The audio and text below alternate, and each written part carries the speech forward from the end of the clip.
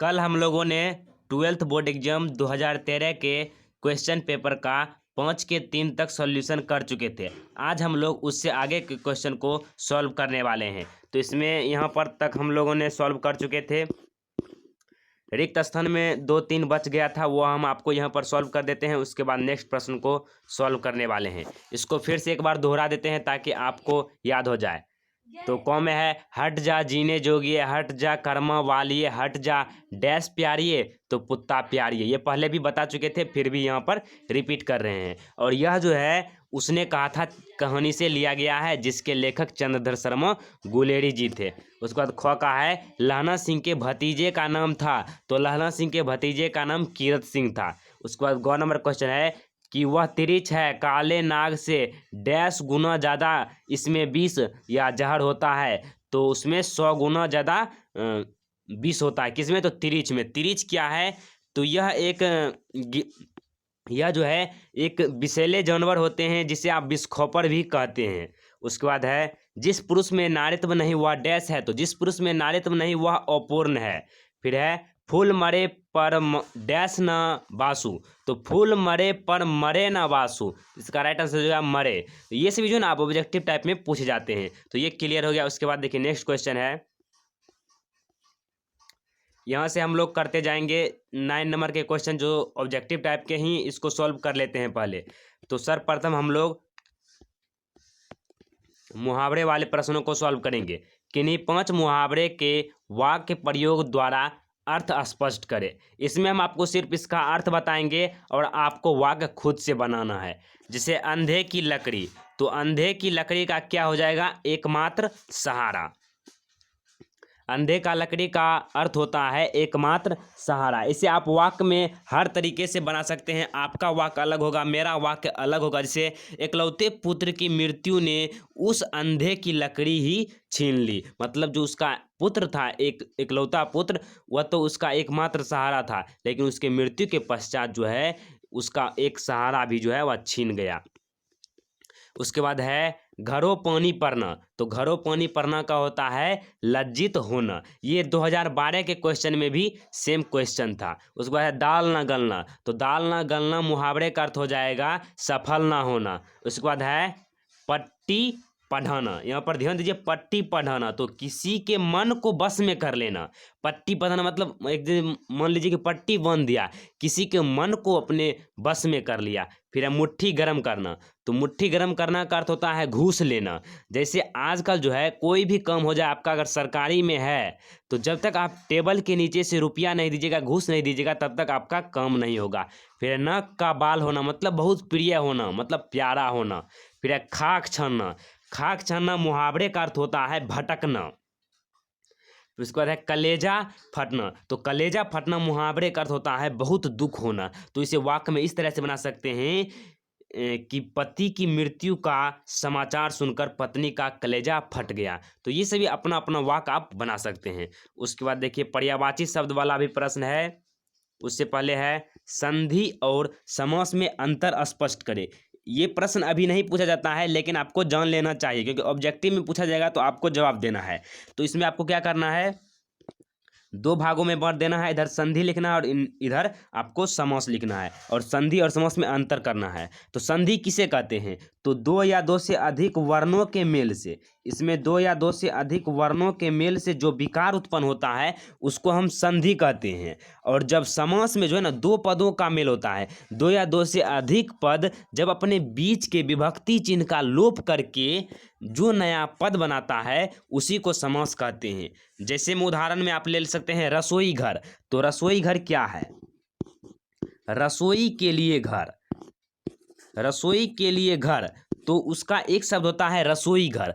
तो इसमें 2 पद रसोई और घर मिलकर एक नया पद का निर्माण किया है रसोई घर, तो यह समास हो जाएगा। और संधि में भी बहुत सारे उदाहरण होते हैं। जैसे उदाहरण में आप ले सकते हैं विद्यालय, विद्या जोड़ आलय, विद्यालय, यह संधि का उदाहरण है। उदाहरण एक एक दे देना है। उसके बाद नेक्स्ट लिखना है, इसमें संधि में जो है विकार उत्पन्न होता है, और जो समास होता है समास में कोई भी विकार उत्पन्न नहीं होता है। विकार कहने का क्या अर्थ है, जैसे अ के साथ ई मिलता है तो ए बनता है। यहाँ पर ध्यान दीजिए, अ के साथ अगर ई मिलेगा तो ए बनेगा, लेकिन इस तरह का समास में कोई बात की गुंजाइश नहीं होती है।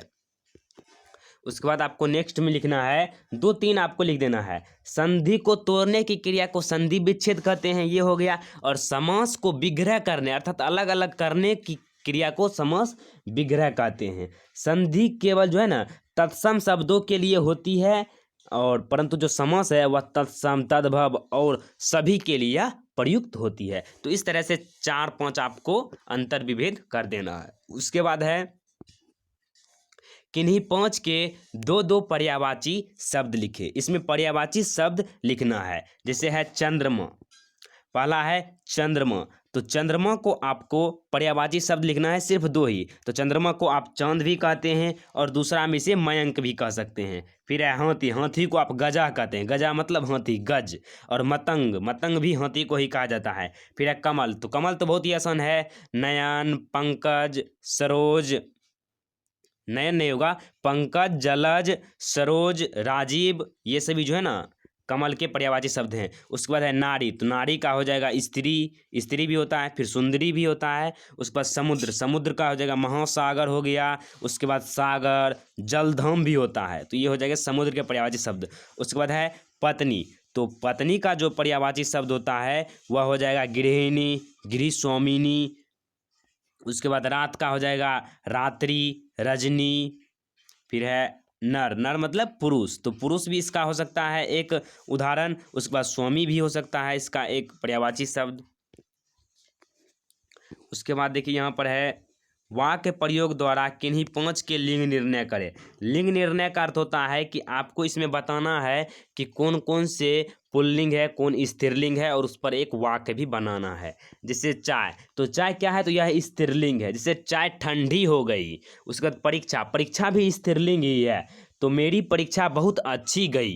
यहाँ पर अच्छी शब्द जो है स्त्रीलिंग का बोध करा रहा है, तो परीक्षा जो है वह स्त्रीलिंग हो जाएगा। उसके बाद है भेंट, तो भेंट भी जो है ना वह स्त्रीलिंग ही होगा। जैसे बहुत दिनों के बाद आपसे भेंट हुई। उसके बाद पीतल, तो आपको ध्यान देना है कि जब भी कोई धातु का चर्चा किया जाएगा तो वह हमेशा पुल्लिंग होगा। जैसे सोना, चांदी, पीतल, लोहा, तो पीतल हो जाएगा, क्या हो जाएगा, यह पुल्लिंग हो जाएगा। जैसे यह पीतल बहुत चमक रहा है। उसके बाद है याचना, याचना स्त्रीलिंग हो जाएगा कि मुझे पिताजी से याचना करनी होगी। उसके बाद है रात, तो रात भी स्त्रीलिंग ही होगा कि दिवाली की रात बहुत ही सुहानी होती है। और बादल जो है यह पुल्लिंग हो जाएगा। मात्र इसमें 2 ही पुल्लिंग है, बादल और पीतल, बाकी बात सभी स्त्रीलिंग है। जैसे बादल में आप उदाहरण दे सकते हैं, आकाश में बादल छा गया। उसके बाद बर्फ, जो बर्फ होता है वह स्त्रीलिंग है। जैसे बर्फ पिघल रही है, तो इसमें जो है यह स्त्रीलिंग हो जाएगा। मात्र इसमें ध्यान देना है कि पीतल और जाके बादल ये दोनों ही पुल्लिंग है और बाकी बात सब स्त्रीलिंग ही है। उसके बाद संधि विच्छेद वाला प्रश्न है कि किन्हीं 5 के संधि विच्छेद करें। इसमें से आपको कम से कम 8 दिया रहेगा, उसमें से 5 ही आपको संधि विच्छेद करना है। तो इसमें पहला शब्द है पावक, पौ जोड़ अक, पावक, इसका संधि विच्छेद हो जाएगा पौ जोड़ अक, पौ जोड़ अक हो जाएगा पावक। देखिए एक बना दिए तो आप दूसरा भी आपसे बन जाएगा। जैसे है भावुक, तो इसका क्या हो जाएगा, भव जोड़ उक, भावुक, इसका हो जाएगा भव। जैसे इसमें भावुक उक लगा तो इसमें उक उक जुड़ जाएगा, भावुक। उसके बाद देखिए नेक्स्ट है नदीस, तो नदी जोड़ इस, नदीस, नदी जोड़ इस, तो ये हो जाएगा नदीस आपका। उसके बाद है व्यर्थ, तो व्यर्थ का हो जाएगा आपका अनुवाद बी जोड़ अर्थ, व्यर्थ, बी जोड़ अर्थ हो जाएगा इसका व्यर्थ, बी जोड़ अर्थ, व्यर्थ। उसके बाद नेक्स्ट है संतोष, तो सम जोड़ तोष, संतोष, इसका भी हो जाएगा सम जोड़ तोष, समतोष। उसके बाद नेक्स्ट है दुर्जय, दुह जोड़ जय, दुर्जय, दुह जोड़ जय, दुर्जय। जैसे दुह में आपको इसे इस प्रकार का दुह देना है और प्लस जय, जैसे दुख में आप देते हैं उस तरह से आपको यहाँ पर देना है। ये हो जाएगा दुर्जय। उसके बाद संस्कृत, तो सम जोड़ कृत, जैसे यह सम है, यहाँ पर आपको कृत जोड़ देना है, सिर्फ यहाँ पर आप कृत जोड़ दीजिएगा तो आपका हो जाएगा संस्कृत। यहाँ पर कृत जोड़ देना है सिर्फ, ये हो जाएगा आपका संस्कृत का। फिर हिमालय, हिमालय तो आसान ही है, हिम जोड़ आलय, हिमालय। जिसे हिम आलय, हिम मतलब होता है बर्फ, आलय मतलब घर, बर्फ का घर हिमालय कहलाता है। इस तरह से आपका क्लियर हो गया। उसके बाद नेक्स्ट है नॉन का कॉम है कि किन्हीं 5 के विग्रह कर समास बताइए। इसका विग्रह करना है और आपको बताना है यह कौन सा समास है।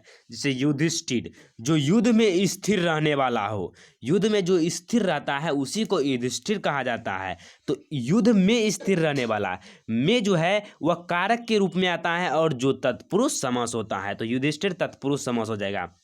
फिर है चौराहा, मतलब 4 राहों का समूह या 4 राहों का समाहार, यह हो जाएगा द्विगी समास। क्योंकि द्विगी समास का एक ट्रिक है कि इसका पहला अक्षर जो है ना द्वि है, द्वि मतलब होता है 2, तो 2 से किसका बोध हो रहा है, संख्या का। तो वैसा समास जिसका पहला पद संख्यावाचक हो वह द्विगी समास होगा। जैसे चौराहा है तो 4 राहों का समूह, 4 जो संख्या है तो यह द्विगी समास हो जाएगा।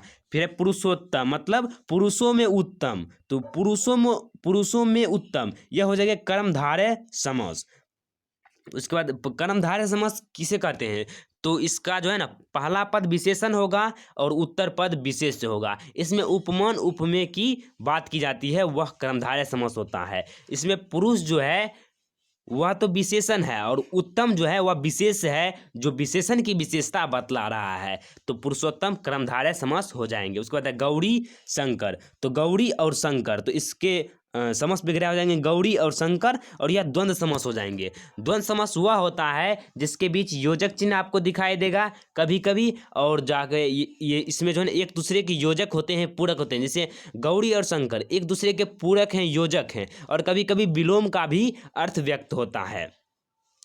जैसे उदाहरण में आप ले सकते हैं पाप पुण्य, पाप पुण्य द्विगी समास है, क्योंकि पाप देखिए एक अलग है और पुण्य अलग है, एक दूसरे के विपरीत है, तो इसमें विलोम का भी अर्थ व्यक्त होता है। उसके बाद रात दिन, तो रात दिन भी एक दूसरे के विपरीत है, जैसे रात हो गया अलग और दिन हो गया अलग, रात का उल्टा दिन, तो इसमें विपरार्थक का बोध हो रहा था, यह भी द्विगी समास हो जाएंगे और ये भी द्विगी समास हो जाएंगे। ये दो द्वंद्व समास हो जाएंगे, सॉरी ये दोनों द्वंद्व समास हो जाएंगे। द्विगी समास में उसका पहला जो शब्द है वह संख्यावाचक होता है, योजक का रहेगा, एक दूसरे के पूरक रहेगा, विलोम रहेगा, तो वह द्वंद्व समास होगा। तो ये दोनों द्वंद्व समास हो जाएंगे, द्वंद्व समास हो जाएंगे। उसके बाद है राजकन्या, तो राज के लिए कन्या राजकन्या हो जाता है, तो इसका आपको बताना है कि कौन सा होगा। तो यह जो है ना तत्पुरुष समास हो जाएगा। जैसे राजा की कन्या राजकन्या, इसमें की लगा है, कर्ता ने कर्म को करण से, इसमें कर्म को समाधान, इसमें संबंध का हो जाएगा, संबंध का के की, तो संबंध का बोध हो रहा है और वह कर्ता के अंतर्गत आता है, जो कि तत्पुरुष समास होगा। तत्पुरुष समास में पहला पद जो है वह गौण होता है और जो उसका अंतिम पद है वह प्रधान होता है। तो राजकन्या हो जाएंगे तत्पुरुष समास, क्योंकि कन्या इसमें प्रधान है। फिर है लंबोदर, लंबा है जिसका उदर, तो ये हो जाएंगे गणेश जी, और ये हो जाएंगे बहुव्रीहि समास, क्योंकि लंबोदर से किसी खास शब्द का बोध नहीं हो रहा है, इससे विशेष शब्द का गणेश जी का बोध हो रहा है, जिस कारण से यह बहुव्रीहि समास हो जाएंगे। बहुव्रीहि समास का यही परिभाषा भी होता है कि वह जो है ना किसी खास शब्द को प्रकट करता है। जैसे लंबोदर से आपको साधारण शब्द नहीं पता चलेगा, लेकिन इसका खास शब्द जो है ना गणेश जी के लिए उपयोग किया जाता है, जिस कारण से यह बहुव्रीहि समास है। फिर है आजन्म, तो आजन्म जो है यह जन्म भर होता है, इसका समास विग्रह, और यह अव्ययी भाव समास है। देखिए अव्ययी भाव समास है, कहने का अर्थ है कि इसमें पहला जो है ना पद अव्यय होता है, जैसे आ जो है यह अव्यय है। इस तरह से आपका क्लियर हो गया। उसके बाद देखिए संक्षिप्त पत्र लिखिए, ये पहले भी बता चुके हैं फॉर्मेट की कैसे लिखा जाता है। अगर आपने पहले 2009 वाला क्वेश्चन पेपर देखे होंगे 10 वाला, तो उसमें चर्चा किए हुए हैं। उसके बाद इसमें निबंध लिखना है आपको। उसके बाद यहाँ पर प्रश्न उत्तर आपका 10 नंबर में पूछा जाता है, पुरुष जब नारी के गुण लेता है तब क्या बन जाता है, ये हो गया। फिर विद्यार्थी और राजनीति, विद्यार्थी को जो है ना राजनीति में भाग क्यों नहीं लेना चाहिए, भगत सिंह का है। फिर गांधी जी ने शिक्षा संबंधी आदर्श क्या थे, डायरी का लिखा जाना क्यों मुश्किल है। फिर है पुत्र को छोड़ना कहने में क्या भाव छिपा है, उद्घाटित करें। फिर उसके बाद जन जन का चेहरा एक के कवि से क्या तात्पर्य है। ये सभी क्वेश्चन लॉन्ग वाला है जो यहाँ पर अभी नहीं सॉल्व कर सकते क्योंकि समय बहुत ज़्यादा आपका चला जाएगा। तो इस तरह से हो गया। अगर आप कमेंट कीजिएगा तो सब्जेक्टिव क्वेश्चन का भी आपको हल हम आपको बता देंगे। ऊपर में भक्ति काल की सामान्य प्रवृत्ति का संक्षिप्त परिचय दे, ये भी बताए हुए हैं क्वेश्चन, रिपीटेड क्वेश्चन है। उसके बाद आपका प्रसंग व्याख्या वाला प्रश्न रहता है। इस तरह से आपका पूरा क्लियर हो गया। आशा करते हैं आपको पूरा समझ में आया होगा। मिलते हैं अगली वीडियो में, तब तक के लिए जय हिंद जय भारत। आप लोग पहली बार चैनल पर आए, चैनल को सब्सक्राइब कर लीजिएगा और इस वीडियो को एक लाइक। तो मिलते हैं अगली वीडियो में, तब तक के लिए जय हिंद जय भारत।